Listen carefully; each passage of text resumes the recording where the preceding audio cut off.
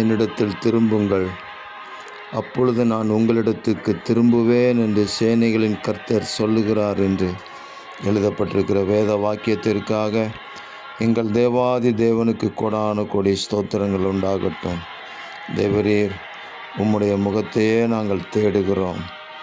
நீர் எங்களிடமாய் திரும்பி எங்களை கண்ணோக்கி பார்த்து ஒவ்வொரு நாளும் வழி நடத்துவீராக. ஆமேன். பிரதான அப்போஸ்தலரும் பிரதான ஆசாரியருமாயிருக்கிற கிறிஸ்து இயேசுவை நாங்கள் கவனித்து பார்க்கிறோம். அவர்கள் அவரை நோக்கி பார்த்து பிரகாசம் அடைந்தார்கள் என்று சொல்லப்பட்ட வார்த்தையின்படி உங்களையே நோக்கி பார்க்கிற எங்களுடைய வாழ்க்கை பிரகாசமாகட்டும்.